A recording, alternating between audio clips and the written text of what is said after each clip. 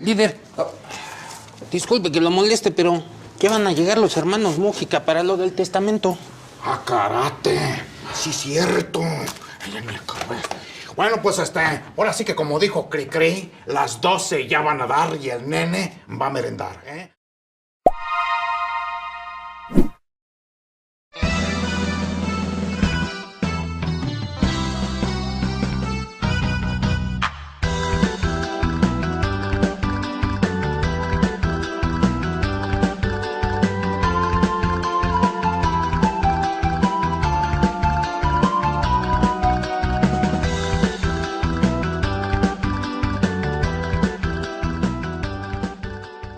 Imaginen una de esas películas de Fredbear Seltzer.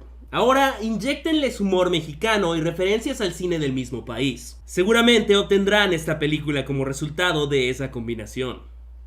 Si no la ves, pues te la pierdes.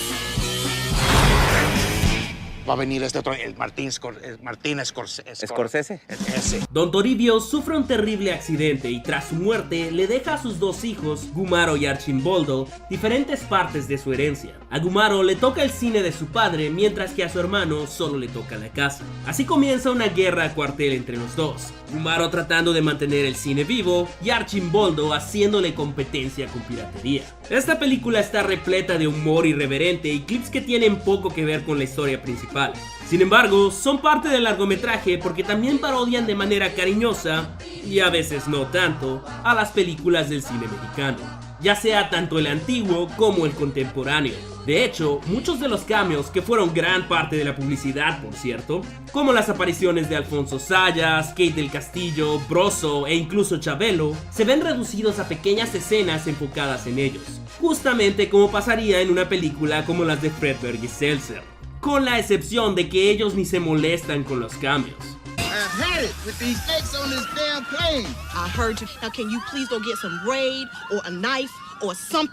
Los cortos y los minifilmes son las mejores partes de la película, naturalmente. Además, nunca es algo malo parodiar al cine mexicano con burla y chiste, en especial considerando la tendencia del cine contemporáneo a ser demasiado serio. De hecho, con algunos de los cortos te quedas con ganas de ver la película completa en vez de la película que ya está en curso.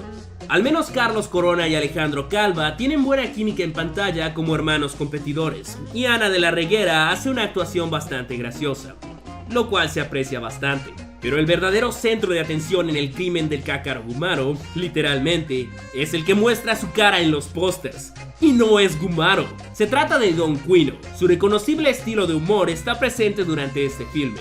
De hecho, le dan bastante tiempo en la película, aunque él no es un personaje principal. Yo pienso que si iban a dedicarse a él, mejor hubieran centrado la trama en su personaje.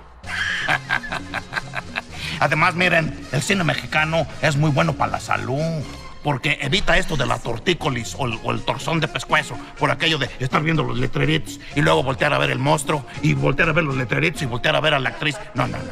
En cuanto al mensaje que nos deja la película, pues no estoy muy seguro que haya uno. En cierto modo, hasta da buenos motivos para apoyar a la piratería de las películas. Sin embargo, tiene como que un encanto, producto de todo lo bizarro que ocurre durante este filme. De todas las películas de Emilio Portes, creo que esta es mi menos favorita. No la odio, de hecho me causó gracia en varias ocasiones, pero es principalmente una película palomera, y también literalmente. Lo entenderán cuando la vean. Solo la recomiendo si tienes demasiada curiosidad sobre los cortos en los que aparecen los cambios. Obviamente, esta película fue hecha por mexicanos para mexicanos, así que muchos de los chistes y referencias van a quedar perdidos en cualquier otra audiencia. Por lo tanto, no la recomiendo para nada en otros países. Y bueno, mejor ya no la critico más, porque si no va a venir Chabelo y me va a querer aplastar con su robot gigante. ¡Amigo de todos los niños! El crimen del Cácaro Gumaro. ¿Y los 3X dónde?